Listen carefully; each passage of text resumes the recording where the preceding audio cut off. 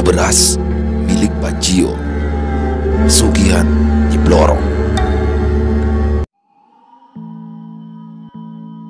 Pak Gio yang baru saja menjual sebidang tanah persawahan yang merupakan warisan dari orang tuanya harus mendapat cacian dan juga makian dari para saudara-saudaranya.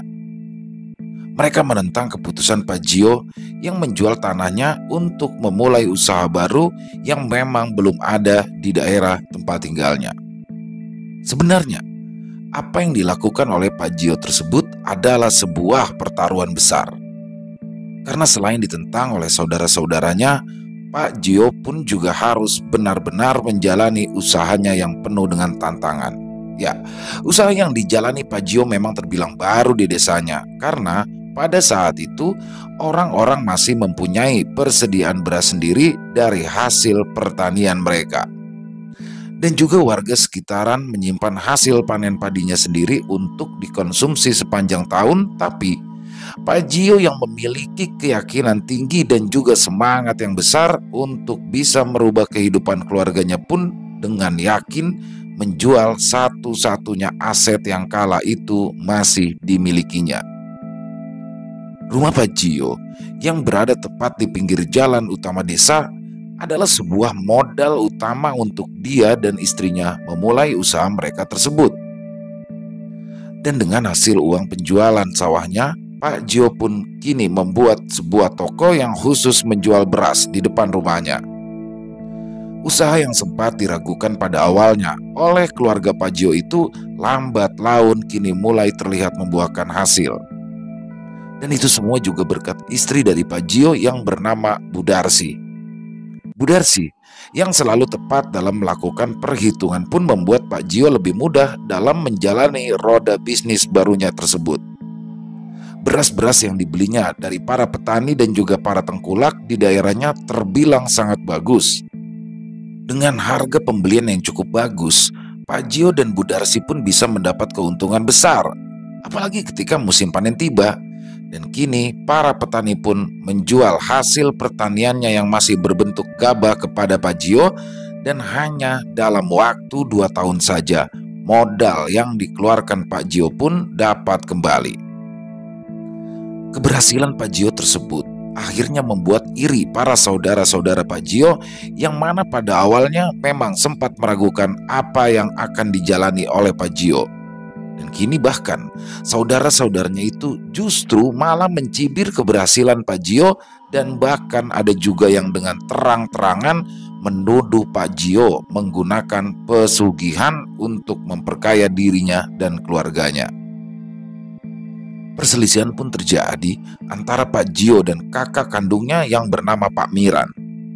Pak Miran yang sudah berkata kasar ketika Pak Gio menjual tanahnya harus menutupi malu dengan cara merusak nama baik Pak Gio ketika Pak Gio mulai mendapati kesuksesannya. Dan karena rasa benci yang semakin menjadi-jadi di hati Pak Miran, dan dia juga yang tidak suka kala melihat kesuksesan adik kandungnya tersebut, maka terbesitlah niatan jahat untuk membuat usaha Pak Gio bangkrut. Pak Miran yang mata hatinya sudah dibutakan nafsu dan amarah serta kebencian pun mulai melakukan hal-hal yang tidak terpuji hingga membuat keluarga Pak Gio jatuh sakit. Pak Miran menggunakan jalan pintas dengan cara menyantet seluruh keluarga Pak Gio saat itu. Pak Gio, Bu Darsi, Danang dan Rani pun jatuh sakit secara bersamaan. Begitu juga dengan 2 orang yang ikut bekerja di toko beras milik Pak Gio.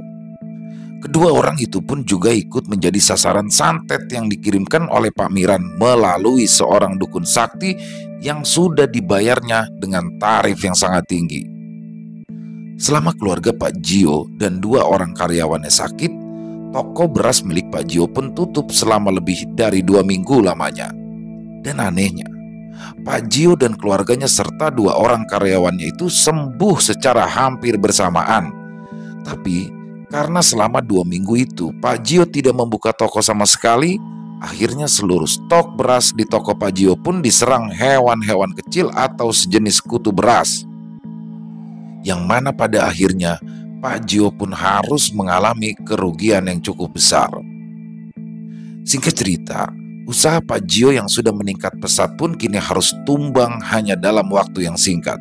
Pak Jio dan Bu Darsi yang mengalami kebangkrutan pun kembali jatuh sakit hingga harus menjual aset-aset yang sudah dimilikinya untuk biaya pengobatan. Karena memang waktu itu Danang dan Rani masih duduk di bangku sekolah dan belum bisa membantu untuk mencari uang biaya pengobatan kedua orang tuanya.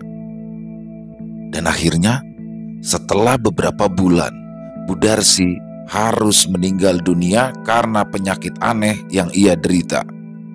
Pihak rumah sakit sempat memvonis Bu Darsi mengalami penyakit kanker, tapi setelah dilakukan pemeriksaan lanjutan, Bu Darsi kala itu didiagnosa hanya mengalami pembengkakan di organ dalam bagian perut. Karena sudah tak mampu bertahan lagi, akhirnya Bu Darsi pun menghembuskan nafas terakhirnya. Begitu juga dengan Pak Jio. Penyakit aneh yang dideritanya juga membuat dokter dan pihak rumah sakit merasa kebingungan. Setelah dilakukan pemeriksaan yang berkesinambungan, Pak Jio pun kala itu dinyatakan tidak memiliki penyakit apapun. Dua orang karyawan toko milik Pak Jio yang merasa iba kala melihat penderitaan bosnya itu pun mencoba mencarikan pengobatan alternatif untuk Pak Jio. Dua karyawan Pak Jio yang bernama Giman dan Tejo pun akhirnya membawa Pak Jio ke tempat seorang ahli spiritual yang bernama Mbak Trimo untuk mengobatinya. Dan aku ndak habis pikir dengan kelakuan saudara orang ini, Man, ujar Mbak Trimo kepada Giman. Loh, memangnya kenapa, Mbak? Tanya Giman yang merasa bingung dengan perkataan Mbak Trimo itu. Orang ini sudah diserang oleh santet Sandung Sampar, ujar Mbak Trimo yang sedang memeriksa Pak Jio di pembaringannya. Dan yang membuat aku kesal, orang yang sudah menyantetnya ini adalah saudara kandung dari orang yang tidak berdosa ini, Man, imbu Mbak Trimo yang membuat Giman dan Tejo tersentak. Jadi pelakunya, ucap Giman lirih. Ya, orang kejam seperti dia harus disingkirkan dari dunia. Aku akan membantu orang ini sampai sembuh. Nggak usah mikirin biaya. Semua aku yang tanggung, ujar Mbak Trimo tegas. Matur nuwun, Mbah.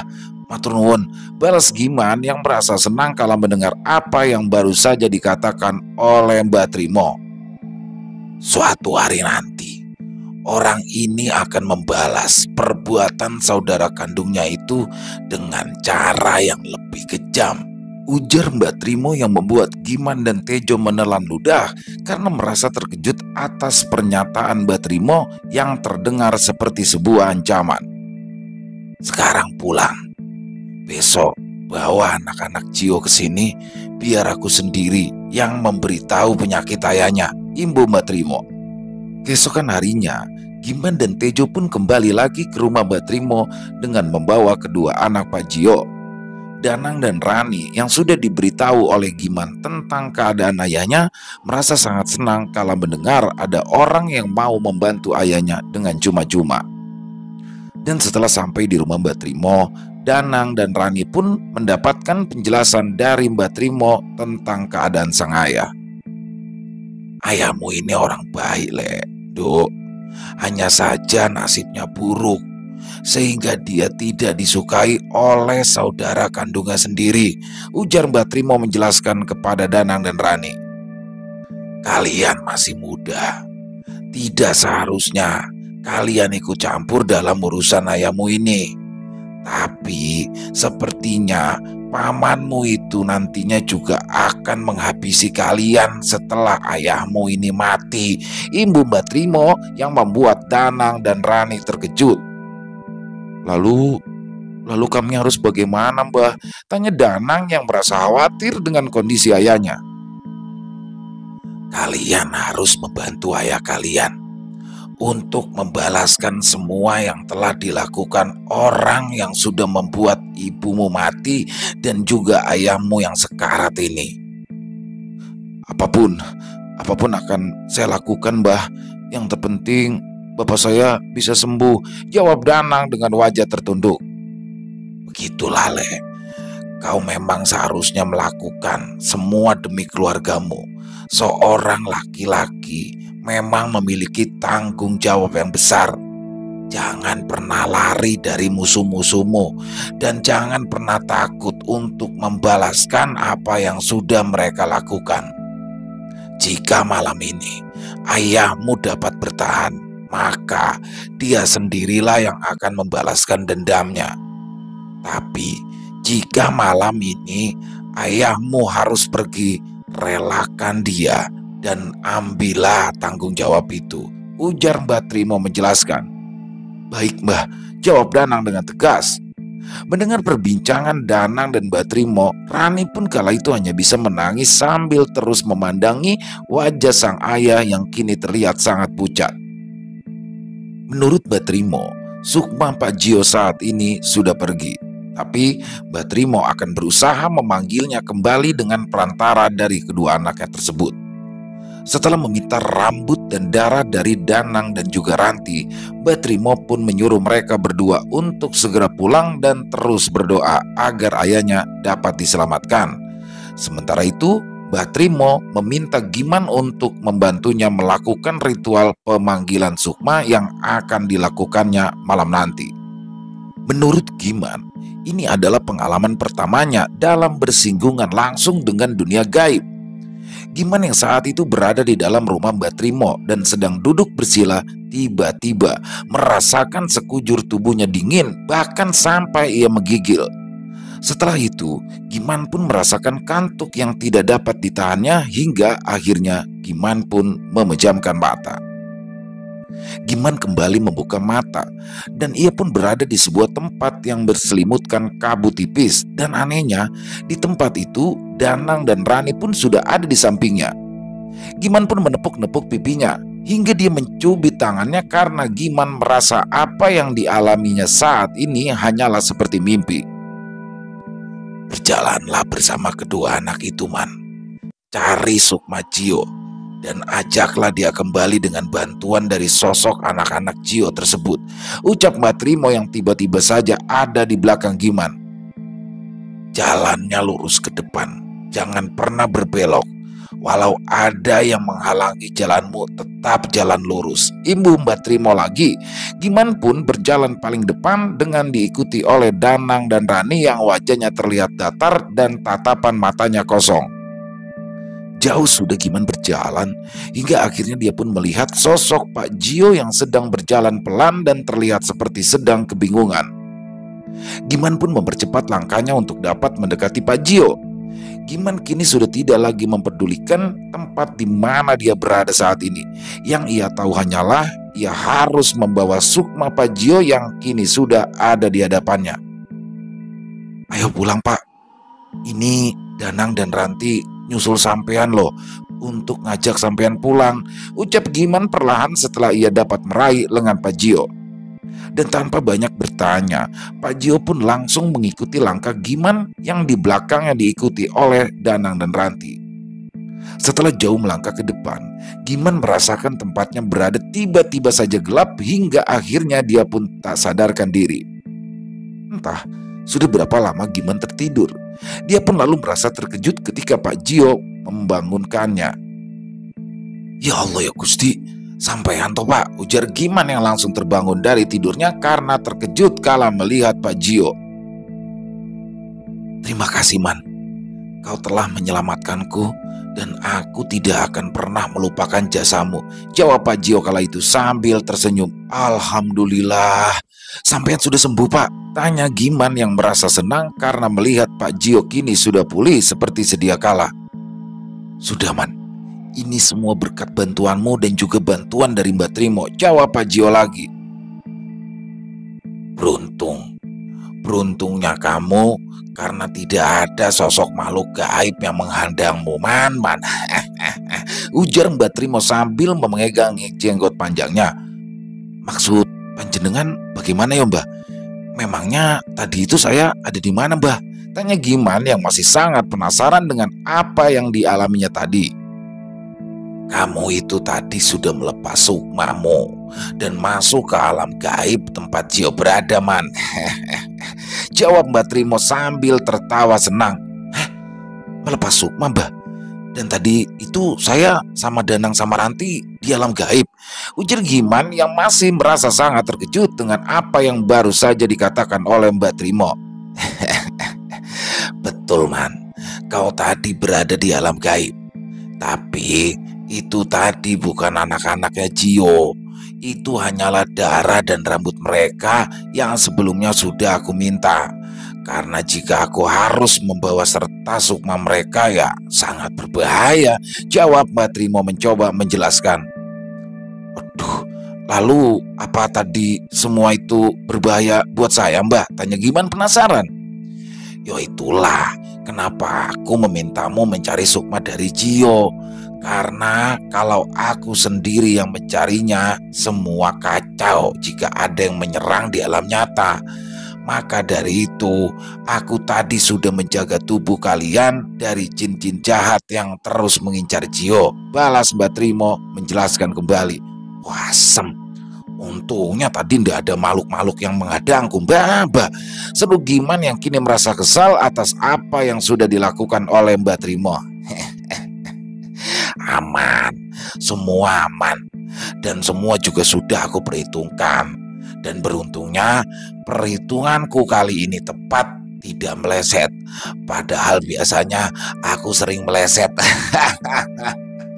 Dasar dukun gendeng, bisik Giman dalam hatinya yang lalu disambut tawa senang oleh Mbak Trimo. Sekarang tolong kembali ke rumahku Man, dan tolong sampaikan kepada Danang dan Ranti jika aku sudah sembuh dari penyakit yang hampir saja membunuhku. Sampaikan juga kepada mereka bahwa aku sekarang akan mencari modal untuk kembali membuka usaha toko beras milikku itu lagi, ujar Pak Jio kepada Giman yang disambut rasa bahagia. Baik Pak, saya akan sampaikan kepada Danang dan juga Ranti, balas Giman dengan yakin. Baik Man, sekali lagi terima kasih atas bantuanmu, imbu Pak Jio. Setelah Giman pergi, Pak Jio dan Mbak Trimo pun mulai melakukan ritual untuk memulai sebuah pembalasan. Mbak Trimo pun di sini menanyakan kembali kesanggupan dari Pak Jio untuk melakukan hal ini karena ritual ini tidak akan pernah bisa dibatalkan kembali. Dan setelah memastikan bahwa Pak Jio menyanggupi syarat-syaratnya, Mbak Trimo pun lalu memulai ritual. Seminggu setelah kepulangan Pak Jio ke rumahnya, dia pun langsung melakukan perbaikan di toko beras yang sudah beberapa bulan ini terbengkalai.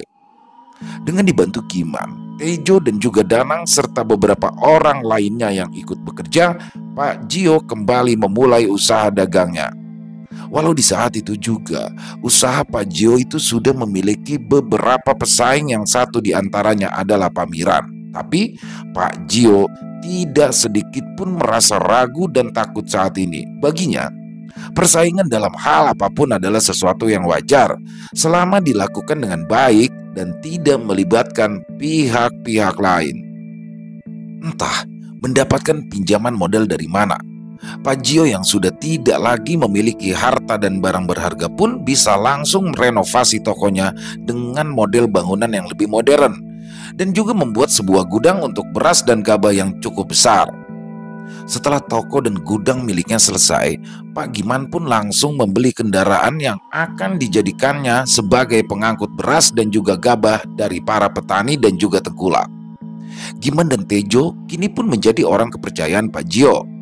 Mereka yang sebelumnya hanyalah tukang panggul, kini menjadi pekerja utama yang membantu usaha milik Pak Jio. Ya, Giman menjadi sopir kendaraan milik Pak Jio. Sementara Tejo yang dipercaya untuk menghitung jumlah barang yang keluar dan masuk bersama Danang. Sedangkan untuk kuli panggulnya, Pak Jio mencari 3 karyawan baru untuk ikut bekerja dengannya. Setelah toko dan gudang miliknya siap untuk digunakan, Pak Jio pun mengadakan kenduri yang kala itu dipimpin langsung oleh Mbak Trimo. Dalam acara kenduri tersebut, Pak Jio pun menyebutkan satu persatu orang-orang yang hidup bersamanya dan juga yang ikut bekerja di toko miliknya. Hal itu pun sempat membuat Giman dan yang lainnya bertanya-tanya. Tapi setelahnya itu, Pak Jio pun secara terbuka menjelaskan kepada Giman, Tejo, Sasmo, Turi, dan Karnata. Saya itu takut jika ada orang-orang yang kembali berniat jahat kepada saya seperti yang dulu pernah saya alami. Waktu itu saya tidak terfikirkan untuk membentengi diri dan usaha saya, sehingga saya, istri saya, serta Giman dan Tejo lalu Danang bahkan Ranti jatuh sakit secara bersamaan. Dengan begini, saya berharap hal itu tidak akan terjadi lagi kepada kita semua, ujar Pak Jio yang membuat Giman, Tejo, dan kawan-kawannya merasa lega.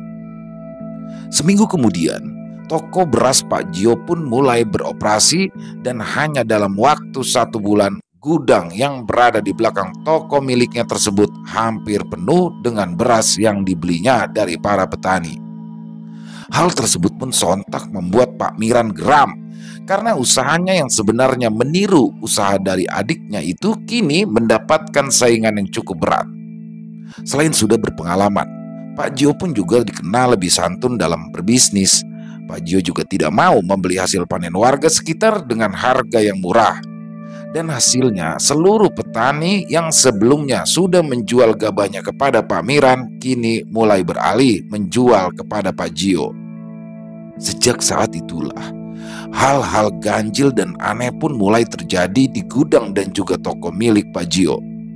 Di hari pertama, gabah yang baru saja diturunkan oleh Samo dan Karnata tiba-tiba menjadi basah dan mulai tumbuh jadi bibit padi. Kejadian itu pun lalu dilaporkan Tejo kepada Pak Jio. Setelah Pak Jio memeriksa, Pak Jio pun kala itu hanya tersenyum. Lalu ia pun meminta Giman untuk membagikan gabah yang basah dan mulai berubah menjadi bibit padi tersebut. Entah apa yang sudah dilakukan oleh Pak Jio. Ketika ia mengetahui ada hal aneh di dalam gudangnya, Pak Jio pun lalu berpamitan untuk pergi selama beberapa hari. Danang dan Rani pun kala itu tidak mengetahui kemana perginya sang ayah kala itu. Dan sekembalinya Pak Jio, di desa pun tersiar kabar bahwa truk pengangkut padi milik Pak Miran mengalami kecelakaan hingga masuk ke dalam jurang. Beruntungnya tidak ada korban jiwa kala itu, tapi ada hal yang membuat Giman kala itu merasa bingung. Pak Jio sempat menanyakan apa yang sudah terjadi dengan usaha milik kakak kandungnya tersebut. Giman yang menceritakan kecelakaan yang sudah menimpa truk pengangkut gabah milik Pak Miran pun sempat terkejut ketika Pak Jio berucap, "Gabah satu mobil ditukar dengan truk beserta gabahnya," ujar Pak Jio sambil tersenyum dan menggelengkan kepala. Giman pun mulai paham dengan apa yang tadi diucapkan oleh Pak Jio. Giman pun yakin bahwa kecelakaan truk pengangkut gabah milik Pak Miran adalah sebuah balasan dari Pak Jio yang merasa kesal karena sudah dikerjai oleh kakak kandungnya tersebut.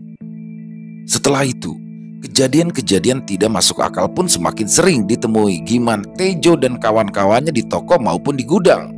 Tejo yang sempat jatuh sakit beberapa hari karena melihat sosok makhluk gaib bertubuh besar dan berwarna hijau dengan gigi-gigi panjang sedang duduk di atas tumpukan karung yang berisi gabah pun menceritakan kepada Pak Jio. "Seperti foto hijau, Pak. Makhluk itu duduk di atas sana sambil menatap saya, matanya merah besar seperti buah kelapa," ujar Tejo yang masih bergidik ngeri kala menceritakan hal tersebut. "Matanya itu loh, Pak, seperti mau keluar dari tempatnya.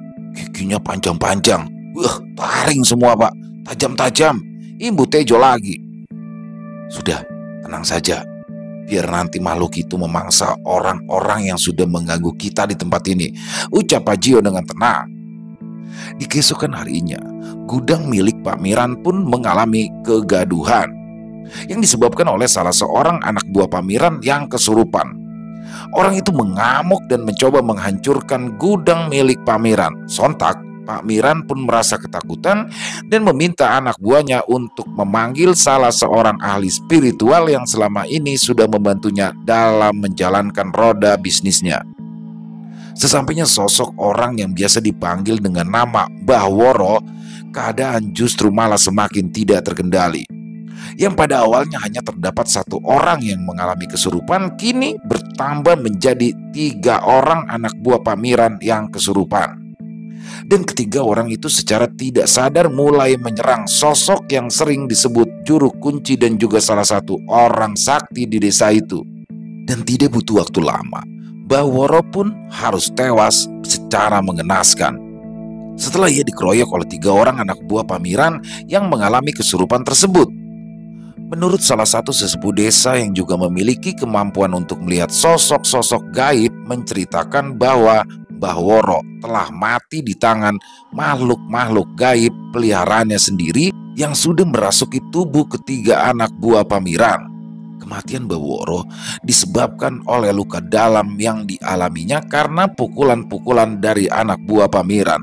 Entah kenapa, sosok gaib berwujud buto itu menyerang majikannya hingga tewas. Tapi yang jelas, ketiga buto yang biasa diminta Mbah Woro untuk mengirimkan santet, menjaga tempat usaha dan juga hal-hal lainnya pun seperti sudah ditundukkan oleh makhluk gaib yang memiliki kesaktian lebih tinggi. Setelah kematian Mbah Woro, perlahan usaha Pak Miran pun surut dan mulai mengalami kebangkrutan. Dan dalam beberapa bulan kemudian, Pak Miran pun lalu menutup usaha yang sudah dibangunnya selama kurang lebih 2 tahun belakangan ini. Karena sudah tidak ada saingan dan pengganggu lagi, usaha Pak Jio pun kini mulai melesat. Setelah Pak Miran menutup usahanya, Pak Jio pun kini mulai memperluas gudang penyimpanan gabah dan mulai membeli alat penggilingan padi. Jadi saat ini Pak Jio pun sudah bisa memasok beras kepada badan-badan usaha daerah setempat. Pak Jio pun lalu meminta kepada para petani yang ada di daerah sekitarnya untuk menanam padi yang berkualitas tinggi. Pak Jio pun mulai memberikan pengetahuan dengan mendatangkan seorang ahli pertanian untuk memberikan penyuluhan dan juga pengetahuan tentang jenis-jenis bibit padi yang lebih berkualitas. Mengetahui semua hal itu, Pak Miran merasakan sakit hati yang disebabkan oleh kebenciannya terhadap Pak Jio yang tidak lain adalah adik kandungnya sendiri. Pak Miran pun segera mencari cara untuk dapat kembali menyaingi usaha dan juga kekayaan dari Pak Jio. Pak Miran yang memang sudah gelap mata itu pun akhirnya mendatangi Mbah Trimo untuk meminta bantuan dari sosok yang dikenal memiliki ilmu kejawen tingkat tinggi. "Mau dengan cara apa kau mendapatkan kekayaan? Hah?" tanya Mbah Trimo, yang mana ia sudah mengetahui bahwa Pak Miran ini adalah orang yang dengan sadar telah mencoba untuk mencelakai saudara kandungnya sendiri. "Pokoknya yang cepat saja, Mbah. Saya itu sudah sangat jengkel dengan seseorang yang ada di daerah tempat tinggal saya," jawab Pak Miran yang tidak mengetahui bahwa Mbah Trimo ini adalah orang yang sudah membantu Pak Jio. Bahkan Mbah Trimo pun juga sudah menyelamatkan nyawa Pak Jio ketika ia sudah terkena santet yang dikirimkan oleh Mbah Woro, yang mana Mbah Woro menjadi orang suruhan Pak Miran kala itu. "Apa kau mau menukar jiwamu dengan kekayaan yang akan kau dapatkan di dunia ini? Hah?" balas Mbah Trimo sambil memegangi jenggot panjangnya itu. Apapun itu saya siap, Mbah. Yang penting saya bisa mendapatkan kekayaan melebihi orang itu. Dan kalau bisa saya minta supaya Mbah Trimo ini membuat usaha orang itu bangkrut," ujar Pak Miran dengan berapi-api.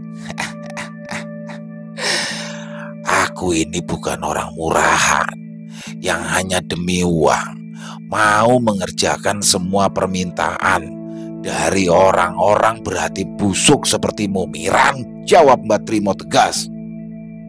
"Dan aku juga tidak akan menyakiti orang dengan kemampuan yang aku miliki.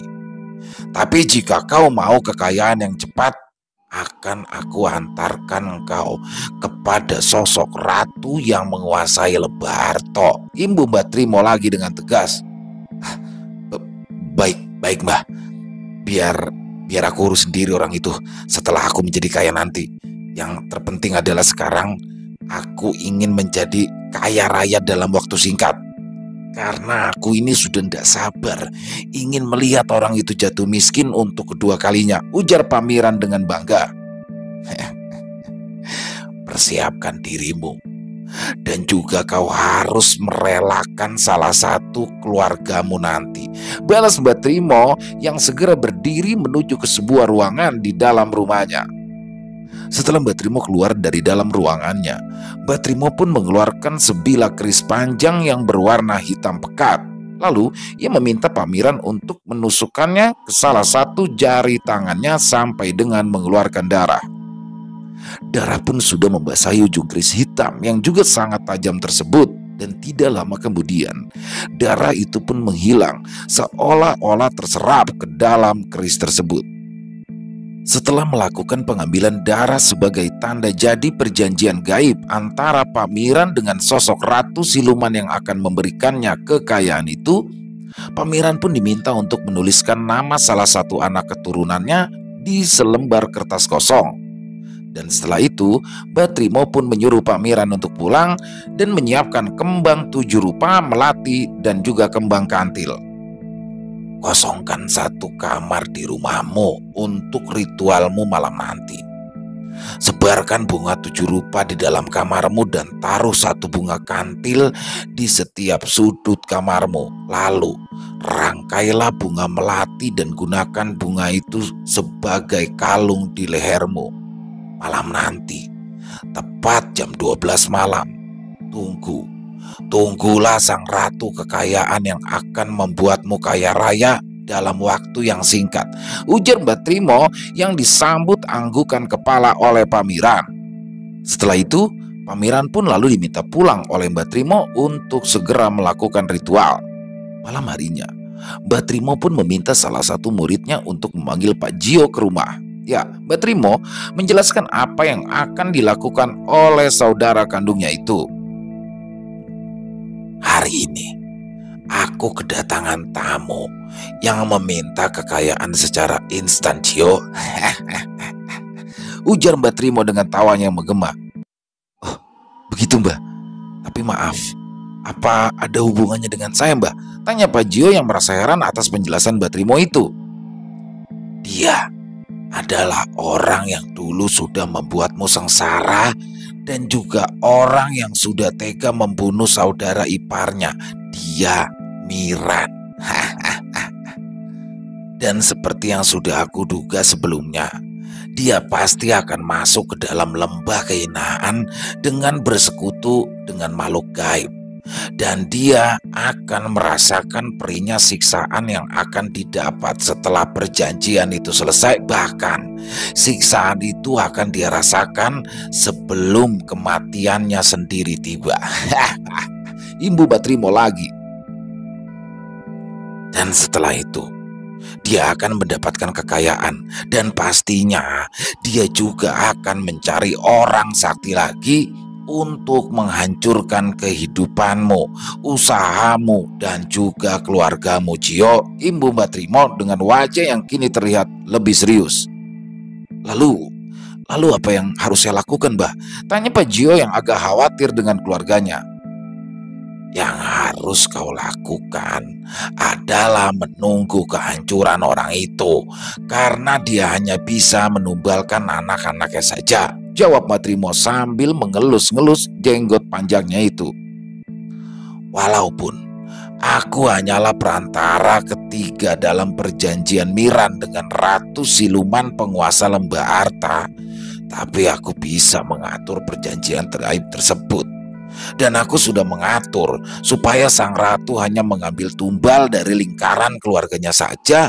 Setelah itu dia sendirilah yang akan menjadi budak sang ratu di kerajaan gaibnya. Imbu Mbak Trimo menjelaskan kembali. Dan untuk santet yang akan dikirimkannya nanti, itu biar aku yang menghadapinya. Tapi kau juga perlu mencari orang yang bisa melindungi secara langsung.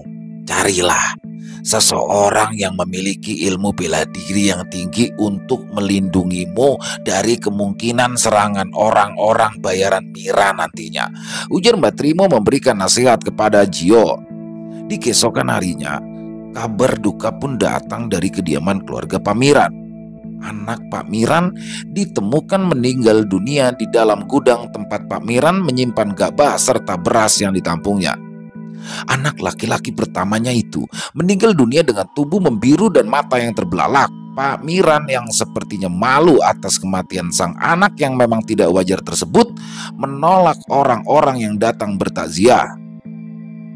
Dan bahkan setelah itu, keluarga Pak Miran pun langsung membawa jenazah anaknya ke rumah sakit dan langsung dimasukkan ke dalam peti jenazah lalu membawanya ke pemakaman umum yang ada di desa. Orang-orang pun kala itu merasa curiga dengan sikap Pak Miran dan juga keluarganya yang seolah-olah menutupi kematian anak pertamanya tersebut. 1 bulan kemudian, Pak Miran pun memulai kembali usahanya. Bahkan dengan sangat cepat dia pun bisa mendapatkan uang untuk membeli sebidang tanah yang luas yang akan dijadikannya gudang. Dan tidak hanya itu saja, Pak Miran pun juga merekrut seluruh pemuda kampung untuk ikut bekerja di toko baru dan di gudang baru yang sedang dibangunnya. Hanya dalam waktu 2 bulan saja, Pak Miran sudah menyelesaikan pembangunan gudang beserta toko barunya tersebut. Kini, Pak Miran tidak hanya menyaingi usaha Pak Jio, tapi Pak Miran membuka usaha lain yang karyawannya diambil dari orang-orang asli di desa. Walaupun usaha dagang dan usaha penggilingan padi milik Pak Jio mulai sepi, tapi Pak Jio pun tetap sabar dan terus berusaha untuk melebarkan sayap bisnisnya. Walaupun kini Pak Jio, Danang dan Rani serta beberapa orang karyawannya mulai kembali merasakan gangguan-gangguan yang berupa hal-hal gaib. Tapi Pak Jio yang memang masih dibantu oleh Mbak Trimo pun tetap sabar dan bertahan seperti apa yang sudah dikatakan oleh Mbak Trimo sebelumnya, bahwa Pak Miran pasti akan menghalalkan segala cara untuk dapat menghancurkan usaha Pak Jio dan juga kehidupannya. Pak Jio kini sudah menemukan sosok pemuda yang bertugas untuk menjaga keamanannya dan juga gudang serta toko miliknya. 3 pemuda yang memiliki ilmu bela diri di atas rata-rata itu berasal dari luar daerah tempat tinggal Pak Jio. Dan seperti apa yang sudah diprediksi oleh Mbak Trimo sebelumnya, Pak Miran mencari orang yang dibayarnya untuk melakukan kejahatan kepada Pak Jio, keluarganya serta orang-orang yang bekerja dengannya. Tapi beruntungnya, 3 orang yang bertugas menjaga keamanan itu pun dapat menjalankan pekerjaannya dengan baik hingga sampailah perjanjian Pak Miran di tahun keduanya. Anak keduanya yang juga sudah berusia dewasa harus meninggal dunia dalam keadaan yang mengenaskan. Menurut salah seorang karyawan Pak Miran, anak juragannya tersebut ditemukan di gudang milik Pak Miran dengan kondisi tubuh membiru serta mata yang terbelalak. Jenazahnya ditemukan tertindih tumpukan karung berisikan gabah yang ada di gudang milik Pak Miran. Sama seperti yang sebelumnya, Pak Miran pun sengaja menutupi kematian anaknya itu dan langsung membawanya ke rumah sakit dengan alasan untuk dilakukan autopsi. Dan jenazahnya pun langsung dikuburkan setelah dari rumah sakit tanpa kembali ke rumah mewah yang kini ditempati oleh Pak Miran beserta istrinya. Setelah memberikan tumbal keduanya, kekayaan Pak Miran kini sudah jauh melebihi Pak Jio, dan kali ini Pak Miran pun semakin sangat bernafsu untuk menghancurkan usaha adik kandungnya tersebut dan ingin segera melihatnya jatuh miskin. Pak Miran yang sudah dibutakan oleh kebencian pun mulai mencari orang-orang sakti untuk menghancurkan usaha Pak Jio dan juga untuk menghancurkan kehidupan keluarganya. Setelah beberapa kali menemui kegagalan, akhirnya Pak Miran pun mendapatkan sosok dukun yang memiliki kesaktian sangat tinggi. Selain itu, sosok dukun tersebut pun juga mempunyai cara-cara yang unik untuk menggerogoti usaha Pak Jio lalu merobohkannya.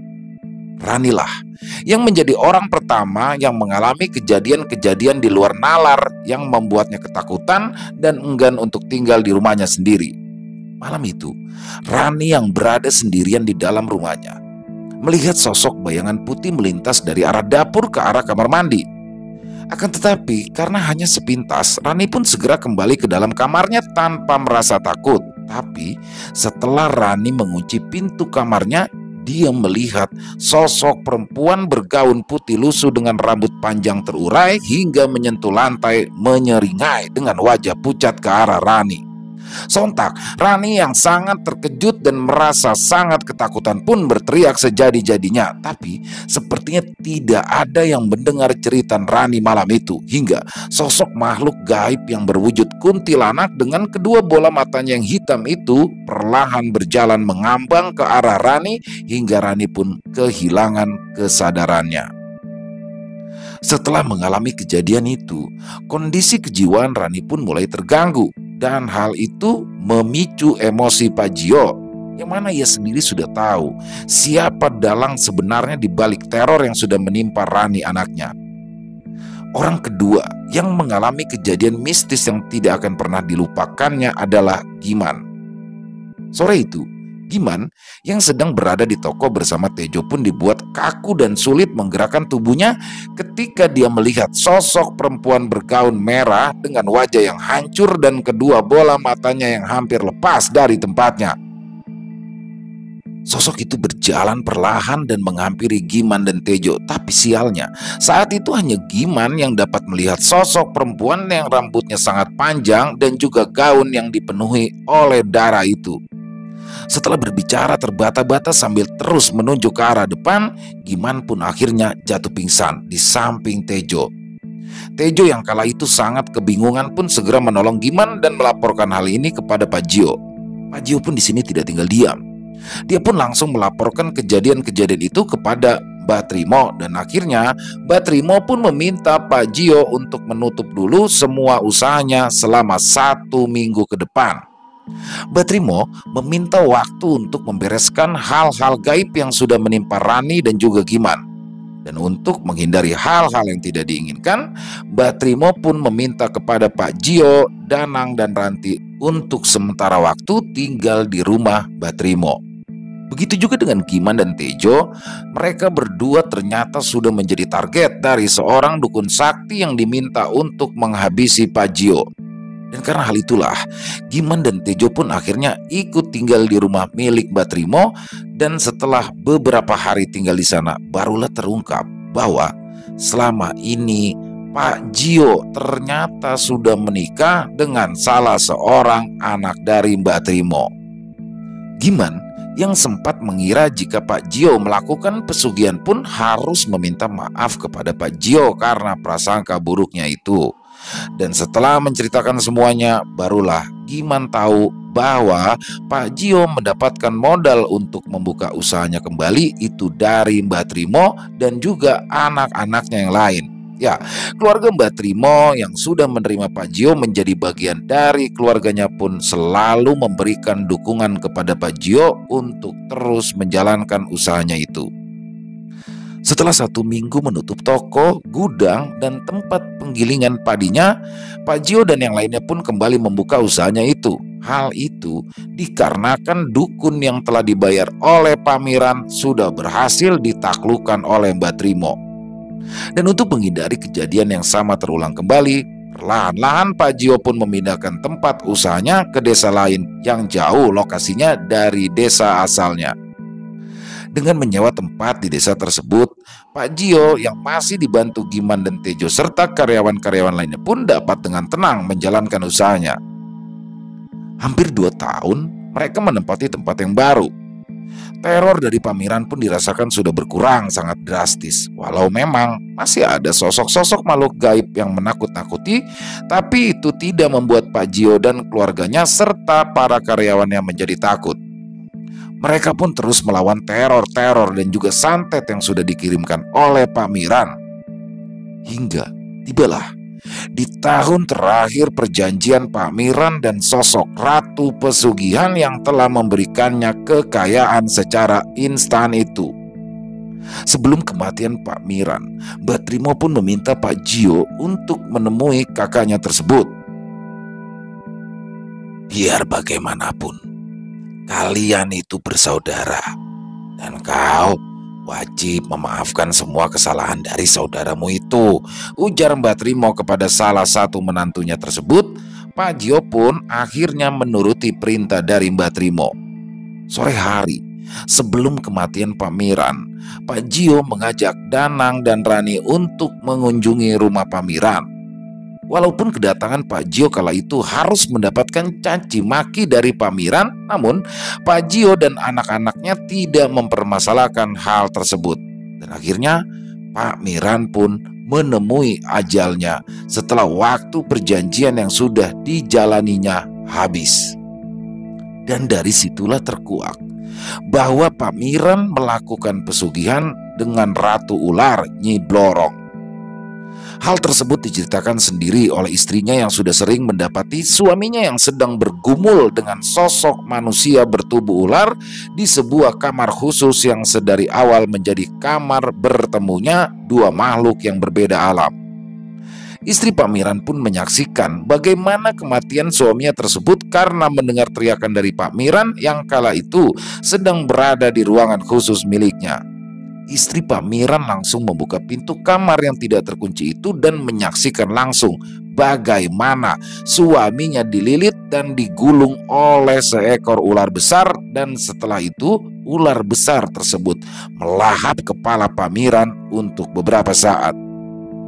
Setelah dapat mengambil sukma Pak Miran melalui kepalanya, sosok ular besar yang memiliki mahkota di kepalanya itu pun perlahan menghilang dari pandangan istri Pak Miran.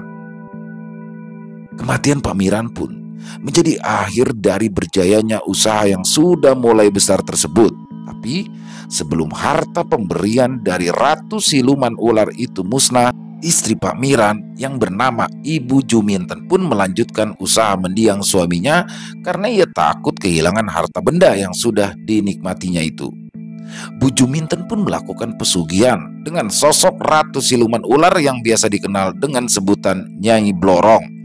Bu Juminten yang sudah mengetahui seluk-beluk pesugihan tersebut mengikat perjanjiannya dengan Ratu Pesugihan itu dengan tumbal nyawa manusia yang akan diberikannya setiap 1 tahun sekali.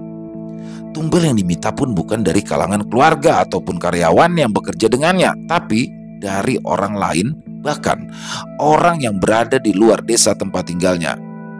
Dan untuk menyiasati hal tersebut, Ibu Juminten yang kini mulai dikenal dengan sebutan Mbok Jum membuka usaha baru di bidang transportasi.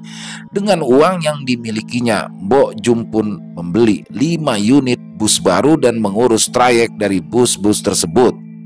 Dan dari usaha busnya itulah Mbok Jum mendapatkan tumbal-tumbalnya secara tidak langsung. Sudah banyak orang yang menjadi tumbal Mbok Jum dari bus-bus miliknya tersebut. Pasti setiap 1 tahun sekali bus milik Mbok Jum akan mengalami kecelakaan, entah itu menabrak orang ataupun menabrak kendaraan lainnya, dan Mbok Jum pun tidak segan-segan memberikan uang santunan dalam jumlah yang cukup besar kepada keluarga korban kecelakaan tersebut. Selesai. Wow, luar biasa. Bang Untung itu selalu ini ya, kisahnya itu selalu alurnya kayak nggak kebaca, jadi keren banget.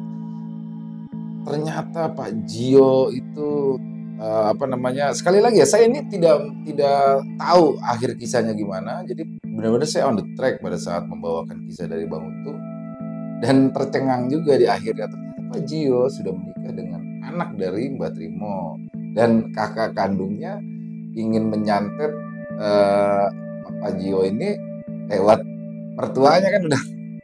Tapi keren banget.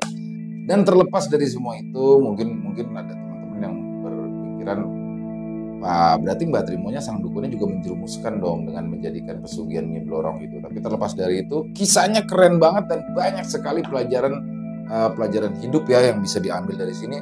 Dan mengenai kisah adik kakak saling santet menyantet ini, sebenarnya mungkin akan ada pertanyaan beberapa orang yang, masa iya sih ada kakak setiga itu? Percaya deh, dalam real life, dalam kehidupan nyata itu tuh ada, dan memang ada yang seperti itu. Dan jadi memang itu sering terjadi di sekitaran kita ya.